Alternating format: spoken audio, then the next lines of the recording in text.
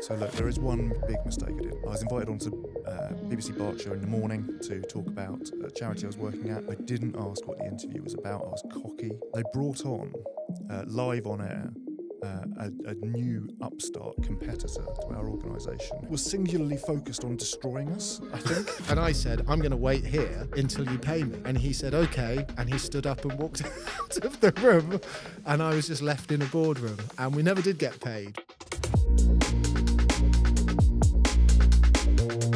Hello and welcome to another unedited conversation. We're in season 2 and thank you for sticking with us. Thanks to your support, and if you haven't already done it, just go down there and subscribe, because the more subscriptions we get, the more we know it's worth making this content for you.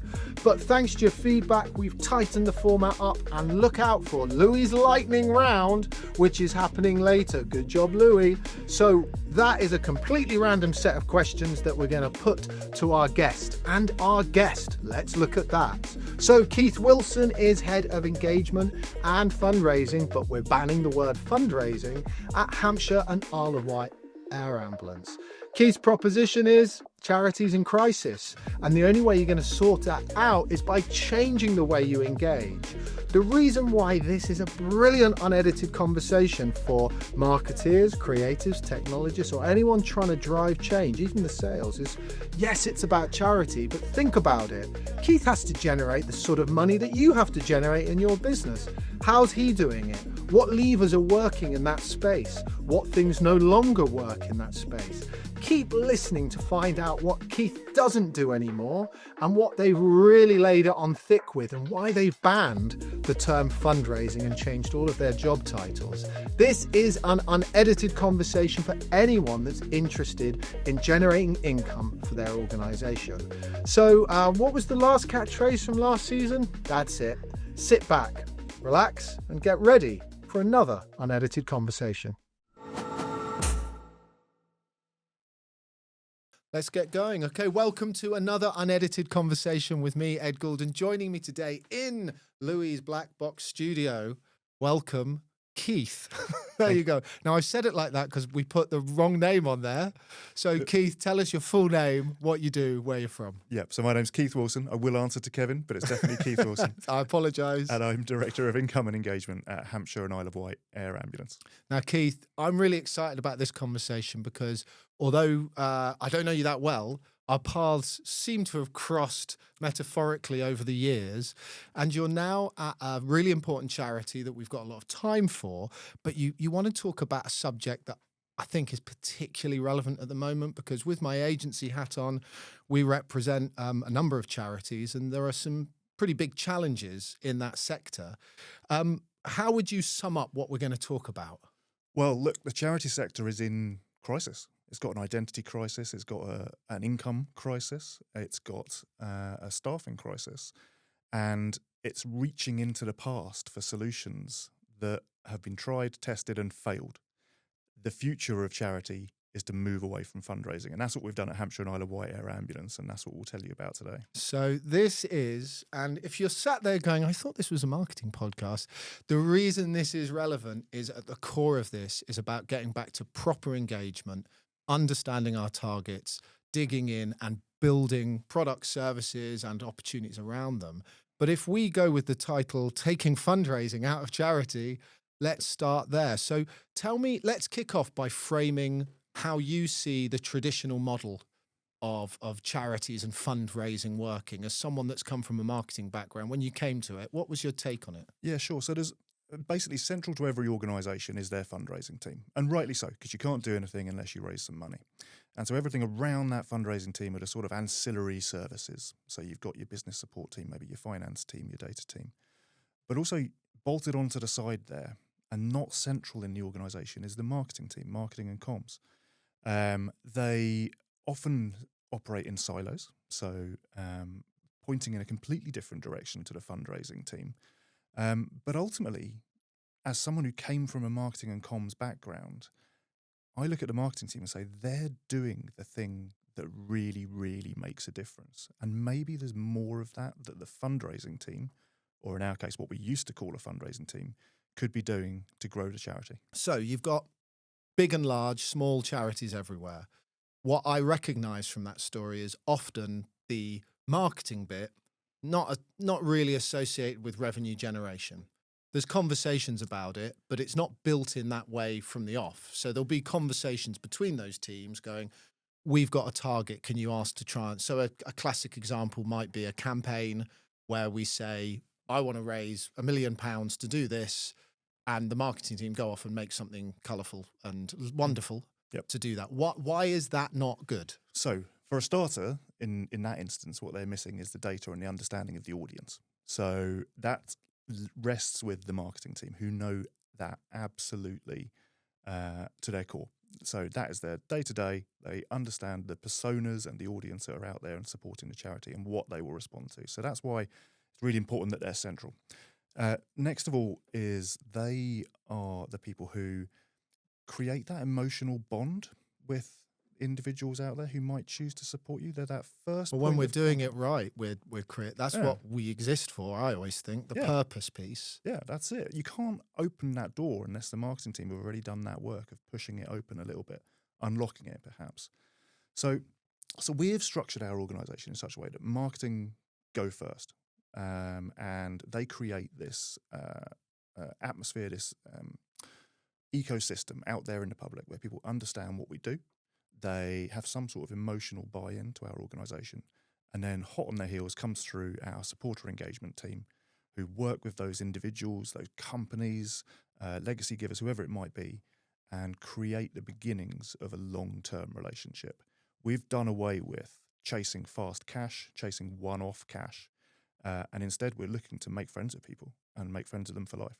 So when I think of, I don't know, everything from Red Nose Day, those big sort of calls, they've traditionally been campaign led. There's a moment in time that what you're talking about's a bit different. It's about being there forever as a partner, or how would you frame the difference between those things? So as a service, we're there for people for the long term. There's going to be a Hampshire and Isle of Wight air ambulance in 20, 30, 40 years. It might look quite different, but we will be there. And we want our supporters to be there during that period as well. So rather than trying to get as much cash out of them as possible at the beginning of our relationship, we want people to stay with us for the long term. We want them to think about us when they change jobs and go and speak to a new boss about which charity they might support.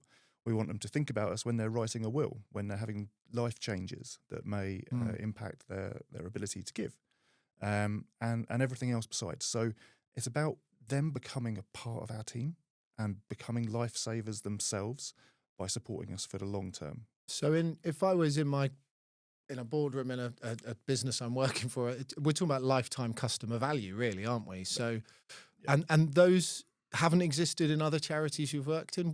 Tell me a bit about without picking names out, but you've worked in a lot of other places. What was not working there, and what wasn't right in that sense? Yeah, so there's a lot of work goes into getting £1 that you'll never see again. So really, there's these inbuilt inefficiencies in charities where they chase that one-off income from people you'll never hear from again. Now, in part, that's down to a data issue. Charities are notoriously bad at managing their data and segmenting their audiences and going back to people and creating that lifetime journey. But also, it's just that people haven't paid attention really to how the product develops throughout the lifetime of a supporter. So, what is the first step that someone takes, and then what is the next one? And do you think that's due to how the matters evolve and are being briefed in? Is it a more knee-jerk sort of reaction that people get fired out a brief to raise some money rather than sort of an ongoing? What at the high level, even if we go up to board of trustees and the way charities are run, are there challenges there, do you think? Yeah, there's two big challenges there. So one is targets, which you sort of touched on. If a fundraiser has a monthly target, they will do everything they can to meet that target. Now, that does nothing for their target the next month or the next year or in 10 years' time when they may not be working at that charity. So monitoring people on their financial input, really bad way of doing it as far as I'm concerned. And secondly, charity in some ways is done the same way it's always been done. We think we need mass participation events. We think we need those one-off donation asks and all the stuff that you see out there, coming from the big players like Oxfam, British Heart, etc., all doing brilliant work. But for smaller charities, they've got this niche that they can carve out where they create regular giving and legacy and sort of long-term sustainable income sources that the big players may not be doing. And so, yeah, so that's the thing. But and strategically, you're sat down. I mean, I'm imagining I'm working with you and you're pitching this to me. Actually, it makes sense because we can't in a smaller charity compete with a campaign run by Oxfam and those larger charities, and finding a different route through is probably a better way of thinking about that. Yeah. To give a bit of context on the charity that you represent, maybe just sort of tell us a little bit about the air ambulance now, and then we'll come back into this sort of discussion around what good looks like. But I think it's worth just framing what you've got to do as in your job, as you started as marketing, but then the role changed. So tell us a bit about why that happened, what you were brought in to do, and the mechanics of that, how you're doing it. Yeah, so Hampshire and Isle of Wight Air Ambulance has been in existence for 17 years. And what we do is provide a helicopter emergency medical service, so bringing the emergency department to a patient wherever they may be. And the crews can do really remarkable stuff. And what we as a charity do is bring together all of the components that make that possible. So the aviation side, road vehicles, the clinicians, and we put it all together, and that is Hampshire and Isle of Wight Air Ambulance. We fly 6 or 7 missions a day at the moment. Wow. And so it's non-stop. I've seen them fly 13, 14 missions in a day. Same teams doing Same this? teams, yeah. Wow. Yeah. So they're busy. They're really busy. And since COVID, when we were averaging, just before COVID, about 4 missions a day, their work is really amplified. And to frame the context for someone that's listening, that wondering where this is. So we're on the south coast of the UK here. The Isle of Wight is an island off this. So there's real logistical challenges. Getting people to the right type of care at the speed that they need from road traffic incidents and the like, I guess. Yep. But there's quite a specific need here because of that geographical sort of situation, I think. Yeah, the island presents us with some unique challenges that other air ambulances don't have. Many air ambulances are moving away from using their helicopter to using road vehicles more often. From a cost point of view. Cost point of view, and actually quite often it's quicker. If it's at night and you're struggling to find a landing site, a helicopter can be quite slow and cumbersome. But actually the road vehicles are pretty speedy and you can get straight to the patient. So sometimes that's the best option. We often don't have that option because we've got to get to the island. There's a big bit of water in between you. Big bit of water, and until they build a bridge or a tunnel, we're low on options there. So we'll always be an air ambulance, I think. So that's the service in a nutshell. We need to raise £10 million a year just to cover the running costs. Okay. That's the basics. And then on top of that, at the moment, we've got a special appeal running to build our new airbase. As you say, we're based up in the northwest of the county in Thruxton. Most of our work takes place in Southampton, in Portsmouth, and along the south coast, along that M27 corridor. So we're in completely the wrong place, and we always have been.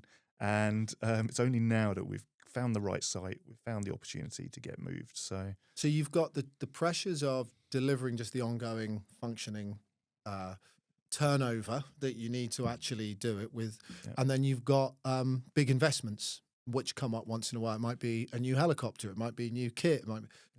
When you were brought in, so you came from a different charity, and when you were brought in, what did they say to you? What was the brief, and why did you think it was worth jumping at? Yeah, well, first of all, I came in as Director of Marketing and Communications, running a small which team. we all understand those terms. Yeah. Director of Marketing Communications, very familiar terms. Okay. Yeah, makes perfect sense.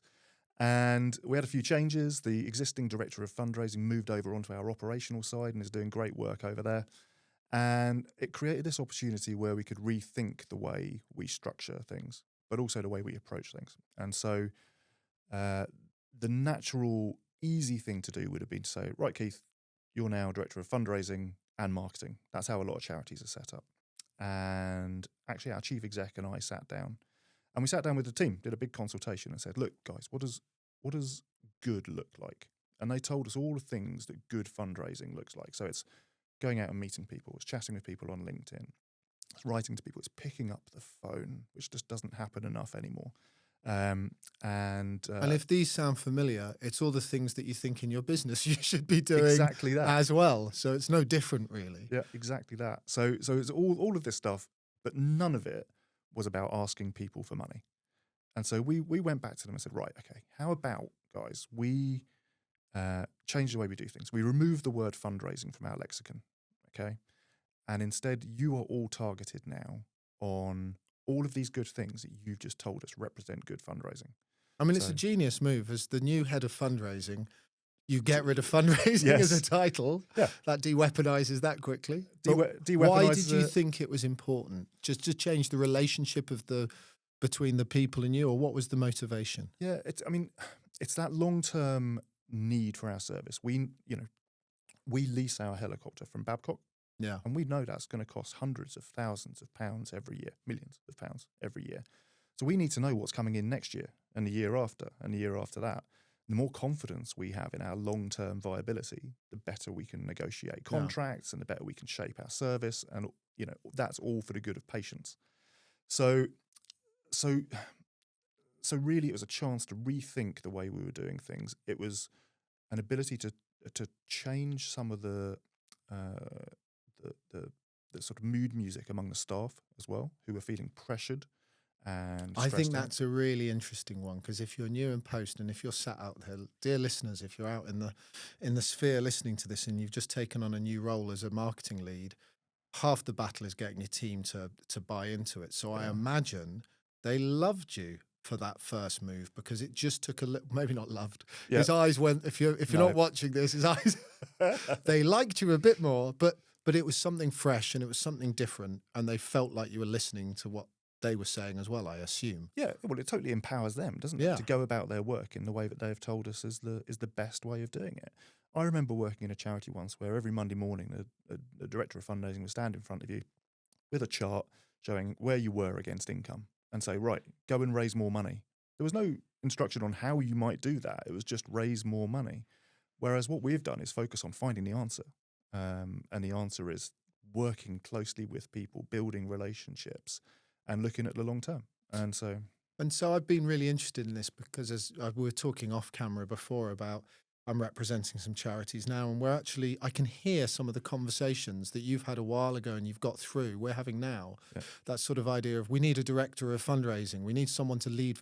And the conversation I've been having is it's not as eloquent, it's certainly not as thought through, but something's been nagging on my mind to say that isn't the problem. The problem is, how are we engaging effectively, and why should anyone care? And then but then they go, oh, you're just talking marketing. I was like, I think I am. Yeah, because if we can get people to understand the why, then that ongoing funding piece that you're talking about is more relevant. You come into the role, you ban the word fundraising. Yep. Did the team change a lot? How do you build out that function? So bring to life for the people listening what your function looks like and what an effective team looks like. Yeah, so that came about during a restructure. So we were changing the shape of the team. What we wanted to do was sort of break down silos, really. We wanted everyone to have a better experience of working at Hampshire and Isle of Wight Air Ambulance, and we wanted to break down those silos, particularly between marketing and income generation, that side of it. Having one director looking after both of those teams certainly helped in that first instance.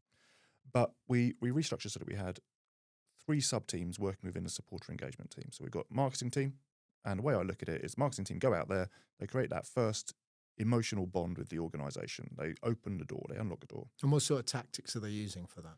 Oh, everything. So case studies, bringing to life impact or stats, or what sort of stuff? There is nothing more important for us than getting our patient stories in front of people, because that's why you do it. I mean, that's why it exists. Yeah. And is that an easy thing for the marketing team own that? Do they? And is that relatively easy because the patients are so grateful, or Do you know, it's because it's different in different charities, that situation. Yeah, it's been a bit of a journey. So our crew are very, very protective for all good reason of the patients, and those patients are potentially going through still life-changing scenarios. And they're worried some marketing guy is going to be, or girl is going to come and go, can I have a photo? And I've heard this fear as well. Yeah. How do you win faith? It's just about, it's about building trust, isn't it? It's about showing you can do it right time and time again. And actually what we tend to get is patients coming back and saying, thank you so much for sharing my story. It's really important I get this out. There are patients who we've worked with who have been left with life-changing injuries, potentially paralysed from the waist down, etc. stuff like that, where you might say, actually, we're celebrating something that wasn't a total success because that person has not gone home in exactly the same condition that they left for work that morning or whatever it might be. But actually, we're celebrating that person and their journey to recovery, or the best recovery they can have, and also the good work that our crew did to keep them alive long enough that they could get to hospital and have that ongoing treatment as well. And so the marketing team is finding ways of navigating that in a respectful way. Yeah. So they don't come out of hospital and get an email straight away, but there's a sort of process that you've set up for that sort of gathering. Yeah, there is. And actually, there's a new way we're working on that at the moment. So we've got an aftercare team who will contact patients while they're in hospital and say, hey, we're the aftercare team. When you're ready, we can provide additional support for you. We can point you in the direction of psychological support or whatever it might be. We can tell you what happened to you, because our patients rarely remember what happened to you mostly because of ketamine, but also because they may be unconscious completely. And then further along in their journey, when they deem it right, they can say, look, it could be good for you if you wanted to speak to the marketing team, and it would be enormously beneficial to the charity. But that's up to you. One of their things that they're talking about, but the main is just to make sure that it's all gone through effective. And the investment in that team fuels both the marketing side, but also what's the other impact of that team doing? Well, it's patient recovery. Recovery. Yeah. So knowing what happened to you, knowing the interventions that were done, knowing the condition you were found in at scene, that sort of stuff. People don't know these things, and that big gap in their memory can be a real barrier to recovery. So you can help fill in some of those gaps. Yeah. And in return, there might be something that helps fuel the net. And to be honest, I'm sure if you were talking to me about that, I would put 2 and 2 together and go, someone else might need this help. And that makes sense. Okay, so you've got your marketing team that are now focused on creating those stories. What else are they doing? That you talked about that ecosystem of understanding, I guess. Yeah, so we've got quite a chunky marketing budget. Perhaps that's unsurprising given that there's a marketing person setting the budget. But they'll put out quite a bit of out-of-home advertising, lots of digital. We've got a really strong brand, I think. In part, that's because we have a flying billboard. That certainly helps, especially a flying billboard that goes around saving people's lives. Making pretty a lot of clear noise. message, isn't it? Pretty clear. It's a pretty clear, noisy message when it lands in your local playfield or whatever. As long as it doesn't, damage someone's roof or something like that, we're all good. And so they're doing. It's a small team of 4, doing all of the digital marketing, all of the copywriting, the web, social, the PR, the whole bit, and they work extremely hard. But what they do is create this environment where people care about us. They want us to do okay because they want us to be there for them. And they're open to the approach and the suggestion of partnership and exactly. So we've got this warmed up. And do you so obviously you're it's about individuals. You're saving individuals' lives. But at the point strategically as a marketeer now, do you position your comms towards an individual, or are you already thinking at that point, how do I position this in the corporate space? Because we know strategically that that's a big part of our giving. Yeah. How do you sort of balance that out if you were doing a content strategy or whatever? Yeah. How does that manifest itself? Yeah, it's a really interesting one. So quite often we will get case studies that work in both ways. So work for an individual at an individual giving level, but also that individual may have been at work, needed CPR, etc. So that what they do might be dependent on the injury being served. I could get back to work at the end of that. Absolutely right. Yeah. Okay, so you find those connections and you're learning how to bend it in the right way to suit that other story. So would you find yourself, and we might be jumping ahead, but would you find yourself just writing those stories once and they work, or do they get repurposed in different ways to different audiences? Yeah, they get repurposed for different audiences, but also we go back to stories as well and look for follow-ups and where that patient's condition is now and what's changed for them and things. But, if we know the sectors and the hobbies and interests that are most likely to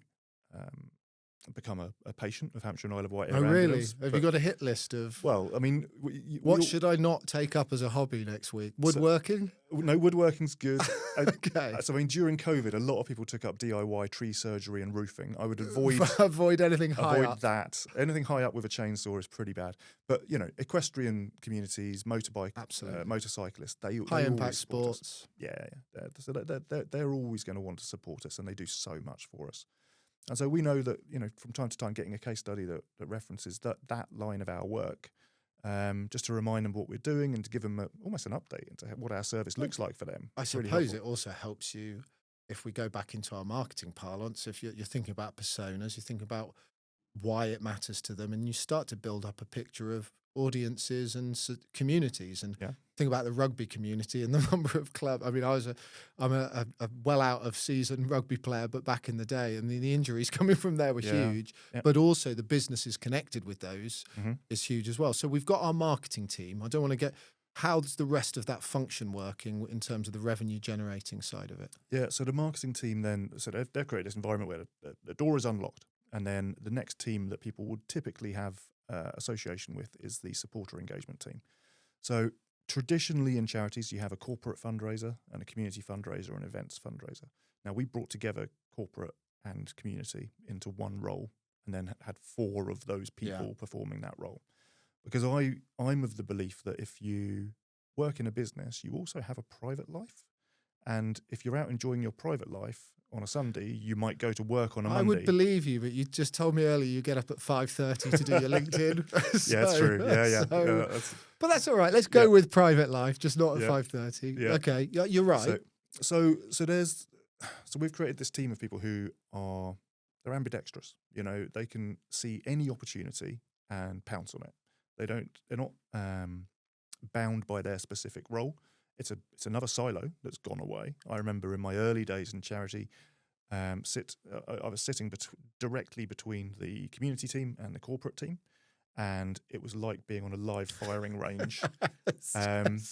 Because Ducking. it was. Put your helmet on and just watch the artillery come over. But But this is the same in a lot of people listening will be going, well, this is the same in sales and marketing. exactly. And when you're sat as you, I get pulled into meetings and I'm sat there and going, guys, you're all doing the same thing. You're trying to engage with customers and generate revenue for the organization that you're within. But there are these sort of standoffs, and that I think, if you're listening to this and you take one thing from this, it's just de-siloing that sort of difference between revenue and engagement, because they are bedfellows. They sit together if you do it right, I think. Yeah, absolutely. And you can't have one without the other. No. That engagement has to come first. Well, you were talking earlier before we came on about sort of we're in a strange time in the world. People in America seem to doing all they can to mess up markets, and that has impact in what money is available. And we talked about, often the marketing budget's the first to go, and there's probably people out there at the moment scratching their heads, being asked to make more from less. Bringing those teams together and making it clear that they're linked is a good way of safeguarding marketing budget. It's a good way of justifying why engagement works, because you can connect it back. And tools like Salesforce or HubSpot are a good way of visualizing that. But do you use anything internally from a reporting point of view? Or how do you report back on that? Because you're a unique position, you're championing that. Yeah. But do you use any tools to help visualize the impact of sort of the marketing activity through to generation of revenue? Yeah, and we're getting better at it as well. So, we've got a central database that visualizes a lot of stuff for us. But actually, on top of that, our data team pulled together a Power BI report, which shows web reach, web visits, etc. But also then the number of people that we're talking to, the number of people that are coming for airbase visits, and really when you just sort of 12, 13, 14 pages there of KPIs, and you look at that in its entirety, and it's a really good health check of the How hard organisation. was it to get? Because there's, especially if you're in smaller organizations or businesses, the idea of Power BI is quite scary, but it's actually fairly simple to get going on that stuff. So as someone that's just gone through it as a new thing, was it a lot of effort to start getting more data led in that? Is it ongoing, or how would you read that? So it was hard, and it continues to be hard, because one of the things we needed to do to have better access to our data and better better visualization of our data was to change our central database. So we moved away from one provider into one that actually was a lot more open to third-party APIs and things like that. So you can interrogate the information effectively. You can interrogate it, you can automate it, and it's real time, which we didn't have before.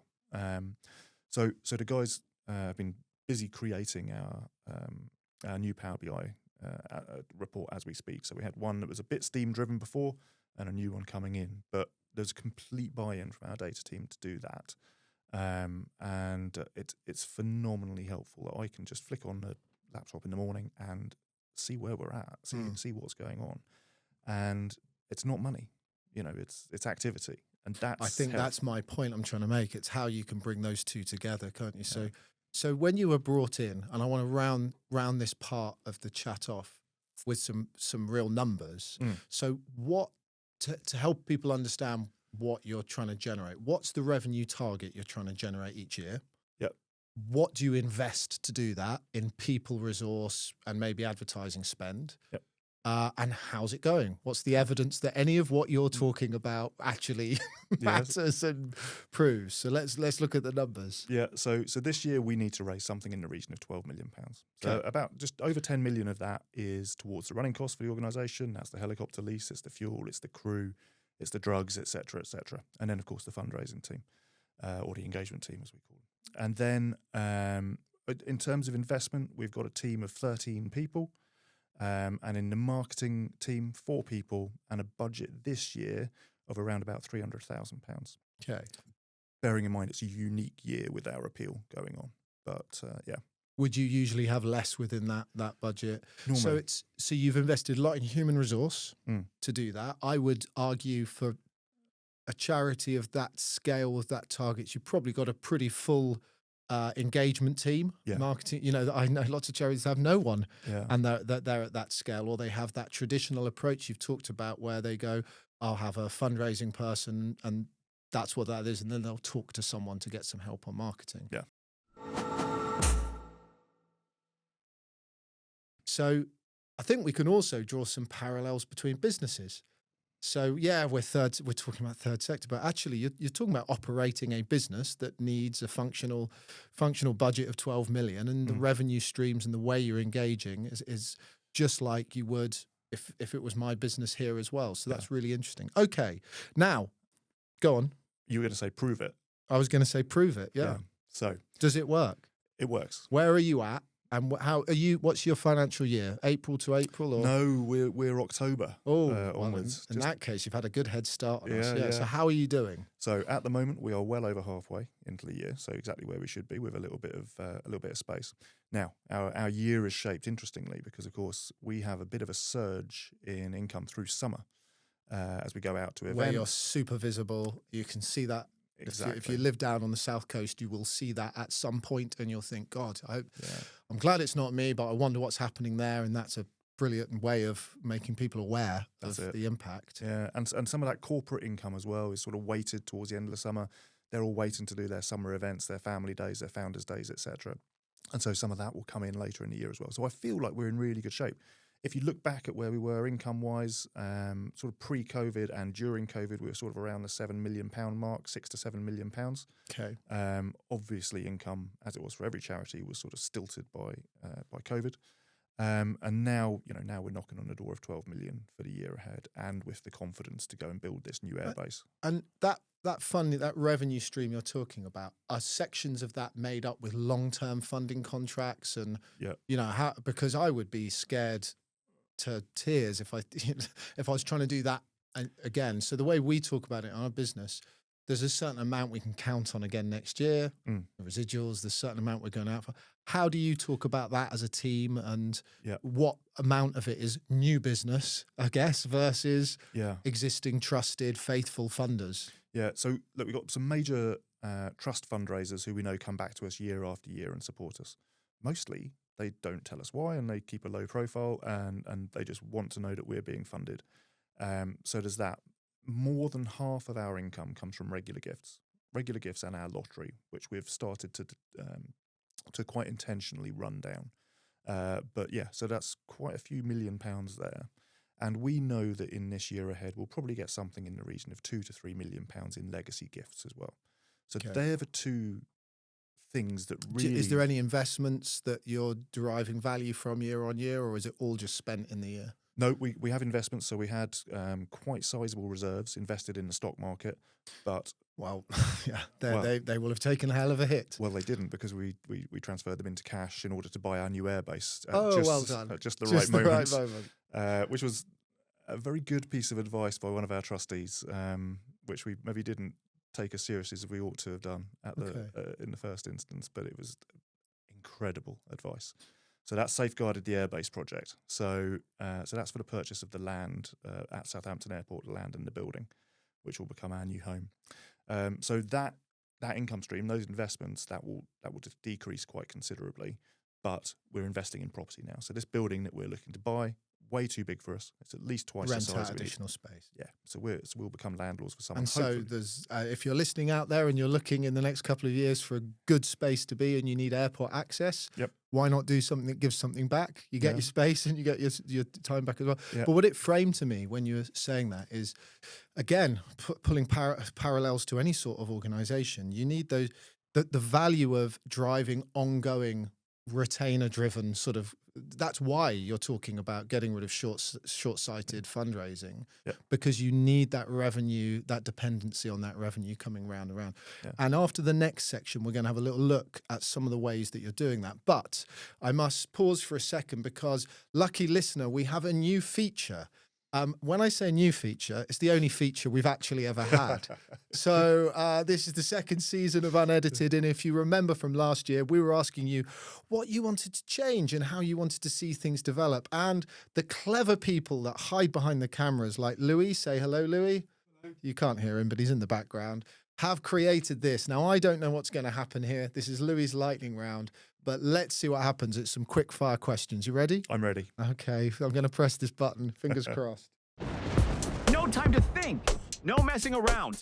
Get your answers ready. It's Louie's lightning round. Wow. Now he spent a lot of time on that. So let's hit I've been told to hit this green one, and then you give me your answer. If you weren't doing your current job, what would you be doing instead? Oh, I always wanted to join the army. That was my plan, and the regiment I was going to join was going to be disbanded. So that was your excuse. Change of plan. Yeah, that was my excuse. So now I don't have to get up really early in the morning and go running. But yeah, something like that. I really enjoyed a creative space and creative arts as well. So I've worked with Theatre Royal Winchester and Hat Fair. So maybe something in that field too. Yeah, I would have been, if I wasn't doing this, unemployed. Probably that would have been mine. Number 2. Worst on-the-job story. I think so. In my early days, I was incredibly nervous, particularly around working in a children's hospice, particularly around the families and things. Yeah. And I think at times I just came across as completely out of my depth. And I think there's something about learning the way to approach people, even in difficult situations, and just be a human being that I didn't have back then. But then that's what teaches you. Yeah. Once you realise you're failing socially, and you look back and you sort of look at the other leaders around you. I mean, I've had people ask me, and they go, how come you're really good at talking to people and we're not yet? Because I did fail at it for ages and ages and said the wrong thing, or wasn't confident in the right way, or was overbearing, or... so you live and learn every day. Yeah, and we're all prone to that imposter syndrome, aren't we? Especially in difficult scenarios. I think imposter syndrome, long may it last. The moment you feel too comfortable, you think you know it all, then you're really in trouble. I always want to feel a little bit out of my depth. I'll try harder. Well, we're a good way away from that at the moment, so that's fine. That's fine. Okay, number 3. Let's go for it. Biggest mistake you've made in your career? I can give you one if you want me to start us off. I once was sat with a company not far from here, pitching an idea, and it's actually someone that makes helicopters, which is why it's relevant to you. French company. And we had done some social media work, and a new CEO had come in, who was a new French guy that had started after the contract had started. So this guy that was well above the level of the work we were doing called me in because they wouldn't pay the bill. And I went in very defensively, and I decided what I'd do is I'd record it, because I'd get him in court, and if he's going to, I was quite young still, and I put my recorder in my pocket and went in. I've still got the recording today, and every Yeah. time I think I'm getting a bit too big to my boots, I listen to it, because what I basically did is had a tantrum, and he basically said, well, you can wait. And I said, I'm going to wait here Yep. until you pay me. And he said, okay. And he stood up and walked out of the Oh, room. wow, okay. And I was just left in a boardroom, and we never did get paid by that company. Yeah. And I never worked for them again. And I've learned since there's much better ways to deal with situations. And just because you're scared, it's usually better to admit you're scared and say, look, I'm really worried because Yeah. this is important income to us, and I thought I'd done the right thing, rather than defensive. And there's a Yeah. difference between the two. Yeah. So there's a big mistake that turned into something good for me. Okay. Any thoughts from your side? So look, there is one big mistake I did, and it's an old sort of media training mistake Okay. that we can all learn from. I was invited onto BBC Berkshire in the morning to talk about a charity I was working at. I didn't ask what the interview was about. I was cocky and just thought, yeah, I'll just go wing it. They brought on live on air a new upstart competitor to our organisation who was singularly focused on destroying us, I think. And You weren't prepped. I at was all. not even remotely prepped, Flustered and I as hell. completely crumbled live on BBC Breakfast. So And you're so excited about being on it. I and- know. I just thought, yeah, talk about all the good stuff we're doing. Charity comms is so easy because how could you ask any difficult questions? And I fell apart. So I think what Louie's lightning round has taught us all, we're just people. Yeah. And one of the big themes that comes up quite a lot when I speak to people in leadership roles like you're in, other people lower down go, I wonder what you have to, they seem to know what they're doing. No one. No. Everyone's just trying to get by and work it out and being really honest about that. Yeah. And I like the style of how you work with that's why I liked what you did with your team and that story there, because you listened to them and you said, look, let's change this up in a different way. Yeah. And I guess that's a big part of it. But the imposter syndrome, that's that whole point there as well, I think. Yeah, and there's something about as you get older and further into your career, you're still making the same stupid mistakes, but you're able to just brush them off more quickly. And that's it. That's all it is. Louie, great round there. Thank you very much, Louie. Good Thanks, work Louie. on the Louie lightning round. We'll work on that, listeners, and improve the questions bit by bit and how I press the buttons. But we were talking before that break a little bit about how these ideas deploy, and you've got these targets and the proof of how it's going. But I know that there's a big campaign on at the moment, so I didn't want to finish this without talking specifically about that campaign. So do you want to tell us a little bit about the big thrust for the charity at the moment and how people might be able to get involved and support? Yeah, absolutely. So we've been around 17 years, and all that time we've been operating out of Thruxton Aerodrome. It is brilliant up at Thruxton Aerodrome. Not only do you have motor racing on tap, you've got air traffic control, you've got a brilliant aerodrome. So if you like these sorts of things, it's perfect. Yeah, if that's your thing, it's great. There's also a nice cafe, does good jacket potatoes, but it's in the wrong place for us. You know, it's in the far northwest of the county. We've got to get to the Isle of Wight at times with a headwind at night. That can take us 40 minutes. Now we might get down to Portsmouth, or Just we the might cost get to the Isle of alone Wight. on the fuel, I guess, is Yeah, a consideration. Yeah, you know, every hour we fly, it's £1,000 in engineering time. So Wow. forget about fuel. That's where the cost adds up.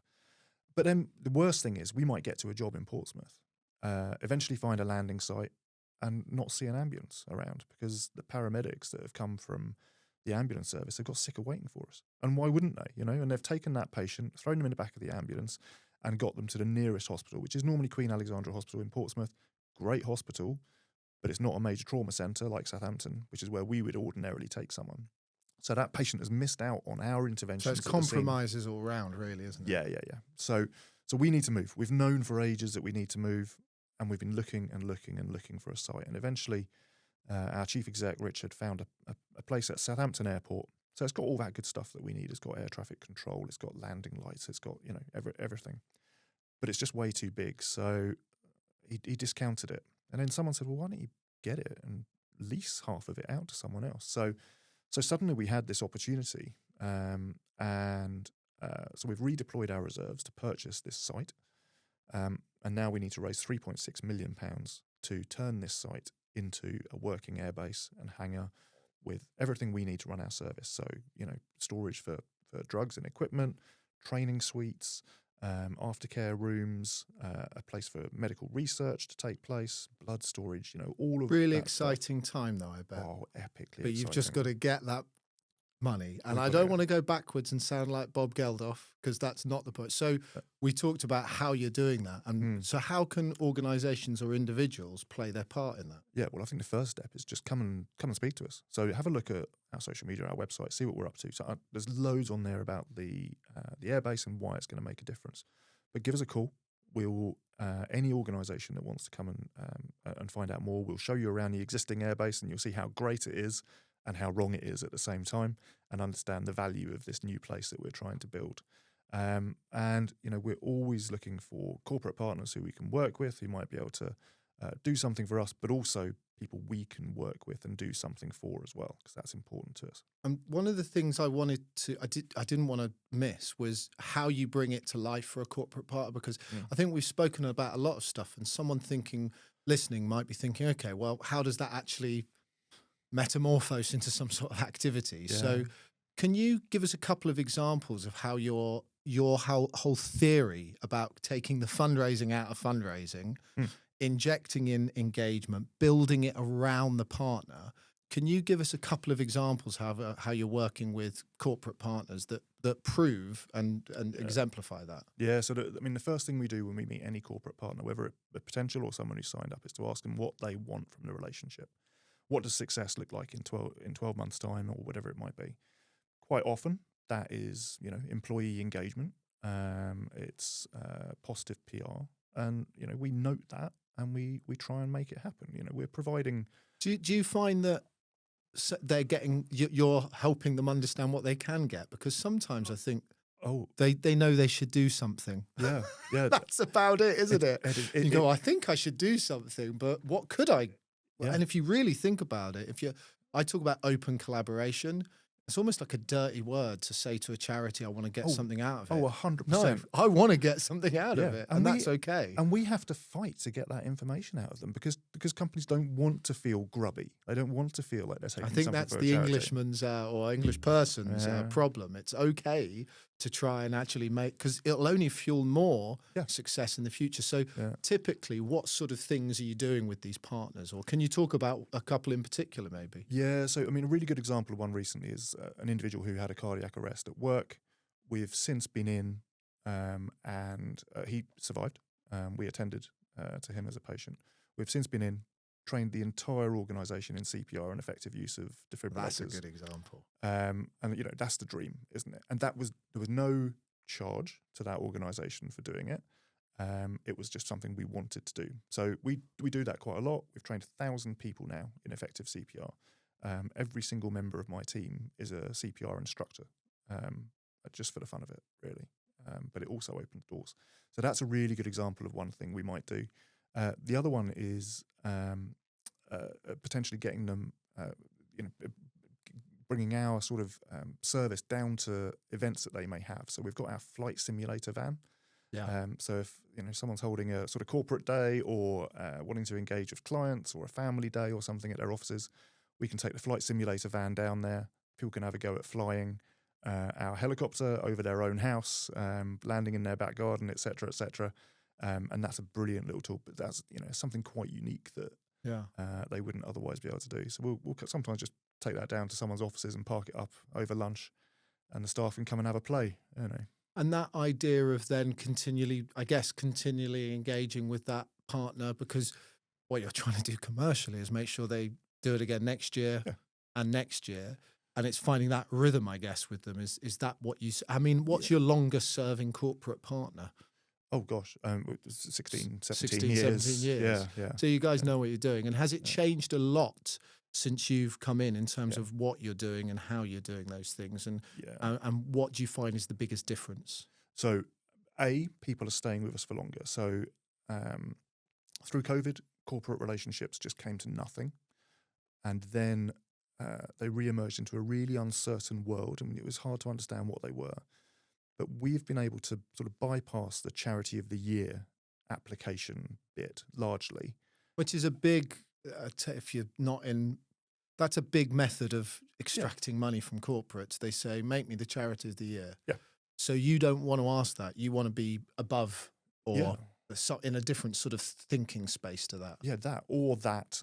And then that Charity of the Year becomes our charity of forever. That's the goal. Ultimately, Okay. we want a business that we're working with to have such a positive experience that they never want to go anywhere else, or at least they will always support us. Do you find, this is for personal knowledge actually, with some of the stuff we're working on, sometimes someone said to me the other day, well, we can't make you our charity because we've got another charity. I said, well, that's Yeah. that's absolutely fine. Yeah. You're allowed to do more than that. Do you find yourselves having to work around those sorts of challenges, and how do you structure that if there's another?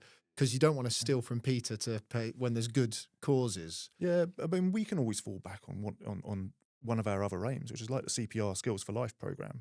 And do a product, as it were, and Yeah. offer an actual piece of Yeah. work that you can do for them. And that company might remember us in 3 years' time, or they might have put that CPR to use in a period of Yeah. time, and we will be on their mind, and they'll come back to us. So in the same way we played a long game with individual giving, we played a long game with corporate fundraising as well. So if someone can't support us this year, that's fine. You can still be a friend of Hampshire and Isle of Wight Air Ambulance. You can still come and learn about us, and we can still deliver something back to you. You don't need to transfer any money to us.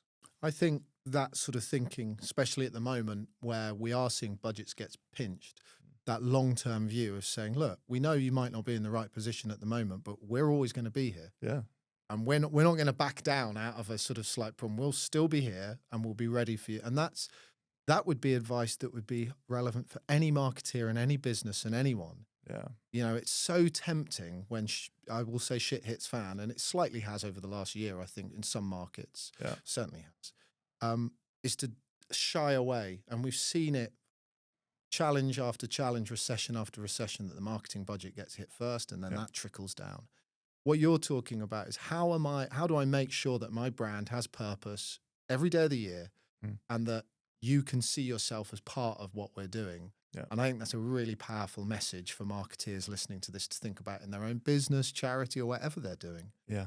I mean, there's so much to be gained from cutting out silos, but cutting out short-termism as well. And you put those two things together, something really special can happen. So why don't we end on maybe a few top tips? So if you're sat listening to this, what would you say after summarizing what we've talked about? Yeah. If you're sat in a charity thinking about how do I really reboot this, what would your top tips be for them?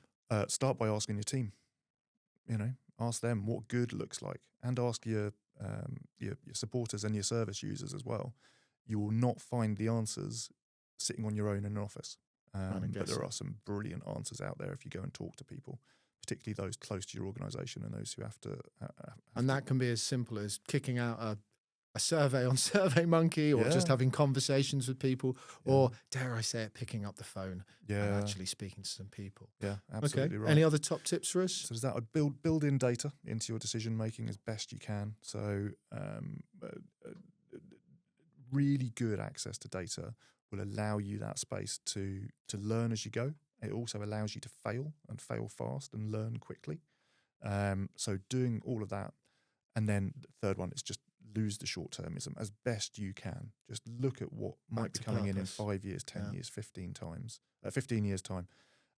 Because, that in doing so, you will be doing good for this financial year as well. But you will also be building something for the future. Really good tips. And on that tech one, can be scary. So, a lot of us have sat in roles where suddenly we're in charge of a tech stack and we never came from that sort of direction. It's a really good space to get some advice on. And if you go back to series 1, there's a great pod on digital transformation and tech. But my best advice for you there is bring in a trusted partner that can just help you work through that with no claim. They don't sell anything. Don't go with a software vendor, because they will tell you that what they've got is the most important thing. Have someone neutral that can look at the tech stack, and you can not only improve data, but you could save money, because often we're all paying for stuff we don't need within that space as well.